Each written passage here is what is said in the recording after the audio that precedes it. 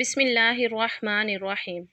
جن لوگوں کی نمازیں بہت زیادہ قضا ہو چکی ہیں اور جن کے گناہ کبیرہ عظیم ہیں، وہ رسول اللہ صلی اللہ علیہ وآلہ وسلم کا یہ فرمان عالی شان سنیں کہ حضرت جبرائیل علیہ السلام کی بتائی ہوئی یہ تسبیح پڑھنے سے اللہ تعالیٰ ان کی تمام قضا نمازوں کو ادا شدہ تصور فرمائے گا اور گناہ کبیرہ جیسے بھی ہوں اللہ انہیں معاف فرما دے گا۔ محترم ناظرین، حضرت جبرائیل علیہ السلام رسول اللہ صلی اللہ علیہ وآلہ وسلم کی خدمت اقدس میں حاضر ہوئے اور عرض کی کہ اے محمد صلی اللہ علیہ وآلہ وسلم، آپ کی امت میں سے جو شخص اپنی پوری زندگی میں صرف ایک مرتبہ یہ تسبیح پڑھ لے گا، اللہ تبارک و تعالیٰ اس کے تمام گناہ اس طرح معاف فرما دے گا گویا اس نے زندگی میں کبھی گناہ کیے ہی نہیں تھے۔ قیامت کے دن اس خوش نصیب کا چہرہ اللہ کے برگزیدہ بندوں کی طرح روشن اور منور ہوگا اور لوگ حیرانگی سے کہیں گے کہ کیا یہ کوئی نبی ہے یا کوئی مقرب فرشتہ؟ تب ایک فرشتہ ندا دے گا کہ وہ نیک بخت آدمی ہے جو اس تسبیح کی برکت سے بغیر حساب و کتاب جنت میں داخل ہو رہا ہے۔ یہ وہ عظیم تسبیح ہے جس کی رسائی سدرۃ المنتہا تک ہے اور جو شخص اسے پڑھے گا اللہ اس کے تمام کبیرہ گناہ اور قضا نمازیں معاف فرما دے گا۔ یہ ایسی بابرکت تسبیح ہے جس کا ورد کرنے سے مغفرت واجب ہو جاتی ہے اور یہ رحمت کی وہ کنجی ہے جو بخشش اور رحمت کا ہر بند دروازہ کھول دیتی ہے۔ وہ تسبیح یہ ہے۔ محترم ناظرین، انسان فطرتی طور پر کمزور ہے، وہ کبھی غفلت، کبھی خواہشات کی پیروی اور کبھی دنیا کی الجھنوں میں پھنس کر اپنے اصل مقصد حیات سے دور ہو جاتا ہے۔ اگرچہ اللہ تعالیٰ نے ہمیں صرف اپنی عبادت کے لیے پیدا کیا ہے، مگر شیطان، نفس امارہ اور دنیاوی مشغولیات ہمیں اس سیدھی راہ سے ہٹانے کے لیے ہر لمحہ سرگرم رہتے ہیں۔ ان حالات میں بعض اوقات انسان نہ صرف نماز جیسی فرض عبادت کو چھوڑ بیٹھتا ہے بلکہ ایسا بھی ہوتا ہے کہ مہینوں اور برسوں تک نماز کی کوتاہی کا یہ سلسلہ جاری رہتا ہے اور وہ مختلف کبیرہ گناہوں میں مبتلا ہو جاتا ہے، جن میں جھوٹ، سود، غیبت، زنا، نشہ، والدین کی نافرمانی، قطع رحمی اور ترک نماز جیسے اعمال شامل ہیں جو اللہ کے سخت غضب کو دعوت دیتے ہیں۔ ایسے میں ایک وقت آتا ہے جب انسان کے اندر اللہ کی طرف پلٹنے کی تڑپ پیدا ہوتی ہے اور دل پکار اٹھتا ہے کہ اے میرے رب، میں نے بہت غلطیاں کی ہیں، بہت وقت ضائع کیا، بہت سی عبادات چھوڑ دیں اور بہت سے گناہوں میں ملوث رہا۔ کیا اب بھی میرے لیے مغفرت کی کوئی امید ہے؟ کیا میری زندگی میں دوبارہ روحانی بہار آ سکتی ہے؟ یہی وہ مقام ہے جہاں انسان کا دل نرم ہوتا ہے اور وہ اللہ کے حضور سچی توبہ کے لیے جھک جاتا ہے۔ اللہ تعالیٰ اپنے بندوں سے بے حد محبت کرتا ہے اور وہ اپنے بندے کے ایک قدم کے بدلے 70 قدم آگے بڑھتا ہے، کیونکہ وہ چاہتا ہے کہ بندہ سچے دل سے توبہ کرے تو وہ اسے گناہوں سے پاک و صاف کر دے۔ قرآن پاک میں ارشاد باری تعالیٰ ہے کہ اے نبی صلی اللہ علیہ وآلہ وسلم، فرما دیجئے کہ اے میرے وہ بندو جنہوں نے اپنی جانوں پر زیادتی کی ہے، اللہ کی رحمت سے ہرگز نا امید نہ ہو۔ بے شک اللہ تعالیٰ تمام گناہوں کو معاف کر دیتا ہے۔ یہ آیت ایسی مایوس روحوں کے لیے ایک نوید جاں اور امید کا چراغ ہے جو اندھیرے میں بھٹکتے دلوں کو راہ دکھاتی ہے، لیکن اکثر لوگوں کو یہ الجھن لاحق ہوتی ہے کہ جو نمازیں انہوں نے چھوڑ دیں وہ کیسے پوری ہوں گی، جبکہ نماز دین کا ستون ہے اور اس کی قضا بھی فرض ہے اور اس کے ترک پر سخت وعید آئی ہے۔ ایسے لوگوں کے لیے رسول اللہ صلی اللہ علیہ وآلہ وسلم کی ایک نورانی بشارت ہے جو نہ صرف امید کا پیغام ہے بلکہ عمل کی ایک آسان اور برکت والی صورت بھی ہے۔ آپ صلی اللہ علیہ وآلہ وسلم نے ارشاد فرمایا کہ جو شخص حضرت جبرائیل علیہ السلام کی بتائی ہوئی اس مخصوص تسبیح کو پڑھے گا، اللہ تعالیٰ اپنی رحمت کاملہ سے اس کی تمام قضا نمازوں کو ادا شدہ شمار فرما دے گا اور اس کے کبیرہ گناہوں کو بھی معاف کر دے گا، چاہے وہ جتنے بھی بڑے کیوں نہ ہوں۔ یہ فرمان نبوی صلی اللہ علیہ وآلہ وسلم نہ صرف دل کو سکون دیتا ہے بلکہ روح کو جھنجھوڑ کر بیدار کرتا ہے۔ حضرت جبرائیل علیہ السلام کی یہ تسبیح کوئی معمولی ذکر نہیں بلکہ وہ کلمات ہیں جن میں اللہ کے محبوب فرشتے نے اپنے رب کی حمد و ثنا کی سمویا ہے اور جنہیں اللہ تعالیٰ نے اپنی خاص رحمت کے دروازے کھولنے کا ذریعہ بنایا ہے۔ یہ تسبیح ایک ایسا روحانی تحفہ ہے جو برسوں کی غفلت کو مٹا سکتی ہے اور بندے کو ایک نئی، روشن اور پاکیزہ زندگی عطا کر سکتی ہے۔ آج کے دور میں جہاں وقت کی قلت، دنیا داری، سوشل میڈیا اور دیگر مشغلے انسان کو عبادات سے دور کرتے جا رہے ہیں، یہ تسبیح ان لوگوں کے لیے ایک سنہری موقع ہے جو واقعی اللہ کی طرف پلٹنا چاہتے ہیں، مگر قضا نمازوں کی بھاری ذمہ داری اور گناہوں کی تاریکی ان کے راستے کی رکاوٹ بنی ہوئی ہے۔ گویا اللہ تعالیٰ فرما رہے ہیں کہ تم ایک قدم بڑھاؤ، ہم تمہیں اپنی رحمت کے سمندر میں نہلا دیں گے۔ اس بات کو سمجھنے کے لیے ہمیں اس حدیث اور اس تسبیح کے روحانی مفہوم پر غور کرنا ہوگا، کیونکہ اللہ تعالیٰ صرف ان الفاظ کی برکت سے بندے کی زندگی بدل دیتا ہے، اس لیے کہ یہ کلمات صرف الفاظ نہیں بلکہ ان میں عاجزی، توبہ، معافی، امید اور اللہ کی عظمت کا اقرار پوشیدہ ہے۔ جب بندہ اپنی ندامت کے ساتھ ان الفاظ کو دہراتا ہے تو یہ گویا توبہ کا ایک در کھول دیتا ہے اور رحمت الہی بندے کو ڈھانپ لیتی ہے۔ یہاں یہ بات بھی قابل غور ہے کہ شریعت ہمیں قضا نمازوں کو پڑھنے کا حکم دیتی ہے اور ان کی ادائیگی ممکن ہو تو ضرور کرنی چاہیے، لیکن اگر کوئی بندہ واقعی شدید پچھتاوے اور سچے دل سے توبہ کے ساتھ یہ تسبیح پڑھتا ہے تو امید کی جاتی ہے کہ اللہ تعالیٰ اس کی نیت، توبہ اور عاجزی کو دیکھتے ہوئے اسے وہی مقام عطا فرمائے گا جیسا کہ حدیث میں وعدہ ہے۔ یہ تسبیح دراصل ایک روحانی انقلاب ہے اور یہ ان لوگوں کے لیے خاص عطیہ ہے جو اپنے ماضی کی کوتاہیوں پر شرمندہ ہیں، لیکن اپنی زندگی کو دوبارہ نیکی اور عبادت کے راستے پر گامزن کرنا چاہتے ہیں۔ اس تسبیح کے ذریعے نہ صرف قضا نمازوں کا بوجھ ہلکا ہو سکتا ہے بلکہ دل و دماغ کو ایک نئی طہارت اور قرب الہی کی لذت بھی حاصل ہو سکتی ہے۔ لہٰذا اگر آپ بھی ان لوگوں میں شامل ہیں جنہوں نے ماضی میں نمازوں کو چھوڑ دیا، کبیرہ گناہوں میں مبتلا رہے اور اب اللہ کی طرف پلٹنا چاہتے ہیں، تو آپ کے لیے خوشخبری ہے۔ یہ وہ دروازہ ہے جو اللہ کی طرف کھلتا ہے اور یہ وہ کلمات ہیں جو آپ کی زندگی کو بدل سکتے ہیں۔ تو دیر کس بات کی، آئیے حضرت جبرائیل علیہ السلام کی بتائی ہوئی وہ تسبیح سیکھیں، اسے اپنی زبان پر جاری کریں اور اپنی زندگی کے ہر دن کو توبہ، ذکر اور عبادت سے بھر دیں۔ محترم ناظرین، مسلم شریف کی روایت میں ہے کہ رسول اللہ صلی اللہ علیہ وآلہ وسلم نے فرمایا، جب حضرت موسیٰ علیہ السلام کی عمر کے دن پورے ہوئے تو ایک روز وہ راستے میں ٹہل رہے تھے کہ ملک الموت حضرت عزرائیل علیہ السلام سے ملاقات ہوئی۔ سلام کیا اور سلام کا جواب ملا۔ پوچھا کہ تو کون ہے؟ کہا کہ ملک الموت۔ اس وقت حضرت موسیٰ علیہ السلام شوق اور اشتیاق کی حالت میں تھے۔ انہوں نے ملک الموت کے چہرے پر ایسا تھپڑ مارا کہ وہ سامنے سے بھاگ گیا اور کہا کہ میں پھر آؤں گا۔ ملک الموت نے اپنے مقام پر جا کر سجدہ کیا اور عرض کی کہ پروردگار، تو نے مجھے ایسے شخص کے پاس بھیجا تھا کہ اگر میں بھاگ نہ جاتا تو ہلاک ہو جاتا۔ اسی وقت غیب سے خطاب ہوا کہ یہ اس لیے تھا تاکہ تجھے معلوم ہو جائے کہ ہمارے اور ہمارے محبوبوں کے مابین کسی غیر کو دخل نہیں، اسے صرف ہم جانتے ہیں یا ہمارے دوست۔ دوسرے روز حضرت موسیٰ علیہ السلام نماز ادا کر کے قبلہ رخ بیت المقدس میں بیٹھے تھے کہ حضرت جبرائیل علیہ السلام نے آ کر سلام کیا اور ایک بہشتی سیب حضرت موسیٰ علیہ السلام کے ہاتھ میں دیا اور کہا کہ پروردگار عالم آپ کی ملاقات کا مشتاق ہے۔ حضرت موسیٰ علیہ السلام نے فرمایا لبیک، تو ملک الموت نے آپ کی روح قبض کر لی۔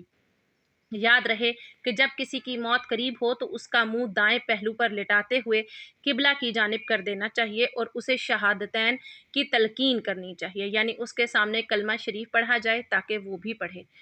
محترم ناظرین، یہ اولیاء اللہ، فقہاء اور علماء کرام رحمۃ اللہ علیہم اجمعین کا وظیفہ رہا ہے۔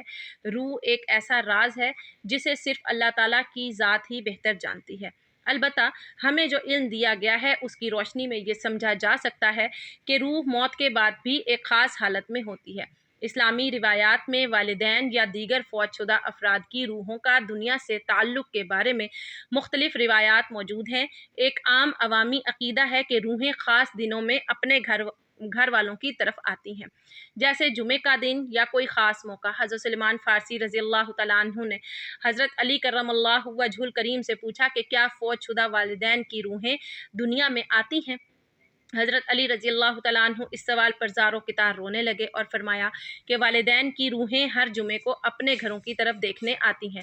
اگر وہ اپنے گھر والوں کو اللہ کے راستے پر چلتے اور نیک اعمال کرتے دیکھیں تو خوش ہو جاتی ہیں، ورنہ افسردہ ہو کر واپس لوٹ جاتی ہیں۔ یہ روایات ہمیں بتاتی ہیں کہ فوت شدہ افراد کی روحوں کا اپنے گھر والوں سے تعلق باقی رہتا ہے اور ان کے اعمال سے روحیں خوش یا غمگین ہوتی ہیں۔ مسند احمد میں بھی اس مضمون کی ایک حدیث موجود ہے۔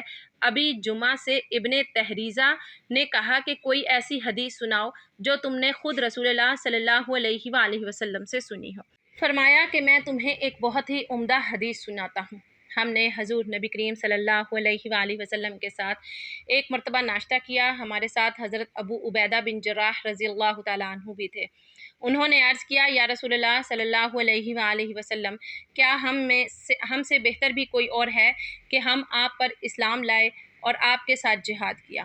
آپ صلی اللہ علیہ وآلہ وسلم نے فرمایا کہ ہاں، وہ لوگ جو تمہارے بعد آئیں گے اور وہ مجھ پر ایمان لائیں گے، حالانکہ انہوں نے مجھے دیکھا بھی نہ ہوگا۔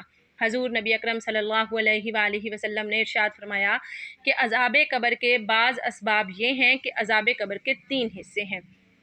1/3 عذاب پیشاب سے نہ بچنے کے سبب، 1/3 غیبت کے سبب اور 1/3 چغل خوری کے سبب ہوتا ہے۔ حضرت ابو ہریرہ رضی اللہ تعالیٰ عنہ بیان کرتے ہیں کہ رسول اللہ صلی اللہ علیہ وآلہ وسلم نے فرمایا کہ اللہ تعالیٰ فرماتا ہے کہ جو میرے کسی ولی سے دشمنی رکھے، میں اس کے خلاف اعلان جنگ کرتا ہوں۔ جن چیزوں کے ذریعے بندہ میرا قرب حاصل کرتا ہے، ان میں سب سے زیادہ پسندیدہ چیز میرے نزدیک فرائض ہیں، اور میرا بندہ نوافل کے ذریعے میرا قرب حاصل کرتا رہتا ہے، یہاں تک کہ میں اس سے محبت کرنے لگتا ہوں، اور جب میں اس سے محبت کرتا ہوں تو میں اس کی سماعت بن جاتا ہوں جس کے ساتھ وہ سنتا ہے، اور اس کی بصارت بن جاتا ہوں جس کے ساتھ وہ دیکھتا ہے، اور اس کا ہاتھ بن جاتا ہوں جس کے ساتھ وہ پکڑتا ہے، اور اس کے پاؤں بن جاتا ہوں جس کے ساتھ وہ چلتا ہے۔ اگر وہ مجھ سے سوال کرے تو میں ضرور اسے عطا کرتا ہوں، اور اگر وہ میری پناہ مانگے تو میں اسے ضرور پناہ دیتا ہوں۔ حضرت بریدہ رضی اللہ تعالیٰ عنہ بیان کرتے ہیں کہ رسول اللہ صلی اللہ علیہ وآلہ وسلم نے ایک صبح حضرت بلال رضی اللہ تعالیٰ عنہ کو بلایا اور فرمایا کہ تم کس وجہ سے جنت میں مجھ پر سبقت لے گئے؟ میں جب بھی جنت میں داخل ہوا، میں نے اپنے آگے تمہارے قدموں کی آہٹ سنی۔ حضرت بلال رضی اللہ تعالیٰ عنہ نے عرض کیا، یا رسول اللہ صلی اللہ علیہ وآلہ وسلم، میں جب بھی اذان دیتا ہوں تو اس کے بعد 2 رکعتیں ادا کرتا ہوں، اور جب بھی بے وضو ہوتا ہوں فوراً وضو کرتا ہوں، اور میں نے سمجھ رکھا تھا کہ مجھ پر اللہ کی طرف سے یہ 2 رکعتیں لازم ہیں۔ تب رسول اللہ صلی اللہ علیہ وآلہ وسلم نے فرمایا کہ انہی 2 رکعتوں کے سبب تمہیں یہ بلند مقام ملا ہے۔ حضرت کعب رضی اللہ تعالیٰ عنہ سے روایت ہے کہ اللہ تعالیٰ نے ایک ایسا فرشتہ پیدا کیا ہے کہ جس کی بزرگی اور ہیبت کو صرف خدا ہی جانتا ہے، اور اس کا نام حابیل ہے۔ اس فرشتے نے اپنے دونوں ہاتھ پھیلا رکھے ہیں، ایک مشرق میں ہاتھ اور دوسرا مغرب میں، اور وہ مسلسل لا الہ الا اللہ محمد رسول اللہ کی تسبیح پڑھتا ہے۔ وہ روشنی کا موکل ہے، اور مشرق والے ہاتھ سے روشنی دیتا ہے اور مغرب والے ہاتھ سے تاریکی۔ اگر وہ روشنی کو ہاتھ سے چھوڑ دے تو سارا جہان تاریک ہو جائے اور کبھی دن نہ آئے۔ وہاں ایک لکڑی رکھی ہوئی ہے جس پر سیاہ اور سفید لکیریں کھینچی ہوئی ہیں، اور وہ انہیں دیکھ کر کبھی زیادہ کرتا ہے اور کبھی کم۔ جب زیادہ کرتا ہے تو روشنی ہو جاتی ہے، اور جب کم کرتا ہے تو تاریکی چھا جاتی ہے، اور یہی وجہ ہے کہ کبھی دن بڑے ہو جاتے ہیں اور کبھی راتیں۔ بعد ازاں اسی موقع پر فرمایا کہ اللہ تعالیٰ نے ایک اور فرشتہ اس قدر ہیبت والا بنایا ہے کہ اس کا ایک ہاتھ آسمان میں ہے اور دوسرا زمین میں۔ آسمان والے ہاتھ سے وہ ہوا کو قابو میں رکھتا ہے، اور زمین والے ہاتھ سے پانی کو وہ قابو میں رکھتا ہے۔ اگر وہ پانی کو ہاتھ سے چھوڑ دے تو سارا جہان غرق ہو جائے، اور اگر ہوا کو چھوڑ دے تو سارا جہان تہو بالا ہو جائے۔ بعد ازاں اسی موقع کے مناسب فرمایا کہ اللہ تعالیٰ نے کوہ کاف پیدا کیا ہے جو اتنا بڑا ہے کہ تمام دنیا کے گرد پھیلا ہوا ہے، اور دنیا و ما فیہا اس کے اندر ہے۔ ارشاد باری تعالیٰ ہے جس کا ترجمہ ہے کہ اللہ تعالیٰ نے ایک فرشتہ پیدا کیا ہے جو اس پہاڑ پر بیٹھا ہے، اور اس کا نام فرتائل ہے۔ وہ اس پہاڑ کا موکل ہے، اور وہ کبھی ہاتھ بند کرتا ہے کبھی کھولتا ہے۔ زمین کی رگیں اللہ تعالیٰ نے اس کے ہاتھ میں دے رکھی ہیں۔ جب اللہ تعالیٰ زمین کو تنگ کرنا چاہتا ہے تو فرشتے کو رگیں کھینچنے کا حکم دیتا ہے، جس سے چشمے خشک ہو جاتے ہیں اور نباتات نہیں اگتی۔ جب فراخی کرنا چاہتا ہے تو رگیں کھولنے کا حکم دیتا ہے، اور جب خلقت کو ڈرانا چاہتا ہے تو رگوں کو ہلانے کا حکم دیتا ہے، جسے زلزلہ کہتے ہیں۔ بس جب حکم ہوتا ہے تو زمین ہلتی ہے۔ اسرار العارفین میں یوں لکھا ہے کہ اللہ تعالیٰ نے اس پہاڑ کو 40 جہانوں کے برابر بنایا ہے، اور ہر جہان میں اس کے 400 حصے ہیں۔ ہر ایک حصہ اس دنیا سے 4 گنا بڑا ہے۔ اس پہاڑ کے پیچھے کوئی تاریکی نہیں، اور نہ ہی وہاں رات ہوتی ہے۔ وہاں کی زمین سونے کی ہے، اور وہاں کے رہنے والے فرشتے ہیں۔ وہاں نہ آدم ہے، نہ شیطان، نہ بہشت ہے، نہ دوزخ۔ اللہ تعالیٰ نے جس نور سے انہیں پیدا کیا ہے وہ سارے فرشتے لا الہ الا اللہ محمد رسول اللہ کہتے ہیں۔ ان 40 جہانوں کے پیچھے ایسے حجاب ہیں جن کی عظمت اللہ تعالیٰ ہی کو معلوم ہے۔ ایک مرتبہ نبی کریم صلی اللہ علیہ وآلہ وسلم تشریف فرما تھے تو فرمایا کہ مجھے اللہ تعالیٰ نے بہت سی کرامتیں عنایت فرمائی ہیں۔ حضرت جبرائیل امین علیہ السلام حضور اقدس صلی اللہ علیہ وآلہ وسلم کی خدمت اقدس میں حاضر ہوئے اور کہا کہ حکم الہی ہے کہ میں نے آپ پر جو وحی بھیجی ہے اس میں ایک ایسی صورت ہے کہ اگر وہ تورات میں ہوتی تو موسیٰ علیہ السلام کی امت میں سے کوئی شخص یہودی نہ رہتا، ایسی صورت ہے کہ اگر وہ انجیل میں ہوتی تو کوئی عیسائی بت پرست نہ بنتا، اور اگر زبور میں ہوتی تو کوئی شخص داؤد علیہ السلام کی امت میں سے آتش پرست نہ ہوتا۔ اس واسطے یہ صورت بھیجی گئی ہے تاکہ اس کی برکت سے آپ کی امت اللہ تعالیٰ سے مدد حاصل کرے اور قیامت کے دن دوزخ کے عذاب سے خلاصی پائے۔ پوچھا گیا کہ وہ کون سی صورت ہے؟ فرمایا کہ وہ سورۃ الفاتحہ ہے۔ پھر حضرت جبرائیل علیہ السلام نے کہا کہ مجھے اس خدا کی قسم جس نے آپ صلی اللہ علیہ وآلہ وسلم کو سچا پیغمبر بنا کر بھیجا، اگر روئے زمین کے تمام دریا سیاہی اور تمام درخت قلم بن جائیں اور ساتوں آسمان اور زمینیں کاغذ بن جائیں اور ابتدائے عالم سے لے کر سب فرشتے اور انسان اس کے فضائل لکھتے رہیں تو اس کی ایک فضیلت بھی پوری نہ لکھ سکیں گے۔ اسے پڑھنے والا ایسا پاک ہو جاتا ہے جیسے اس کی ماں نے اسے آج ہی جنا ہے۔ حضرت جبرائیل علیہ السلام نے رسول اللہ صلی اللہ علیہ وآلہ وسلم سے مزید فرمایا کہ اے محمد صلی اللہ علیہ وآلہ وسلم، آپ کی امت میں سے جو شخص اپنی زندگی میں ایک مرتبہ یہ تسبیح پڑھ کر دعا کرے تو وہ یہ سمجھے کہ اس نے گناہ کیے ہی نہیں، قیامت کے دن اس کا چہرہ صدیقین یا اولیاء اللہ کی مانند روشن ہوگا۔ لوگ سمجھیں گے کہ یہ کوئی نبی یا فرشتہ ہے اور ایک فرشتہ اعلان کرے گا کہ یہ بندہ بے حساب و کتاب جنت میں داخل ہوگا۔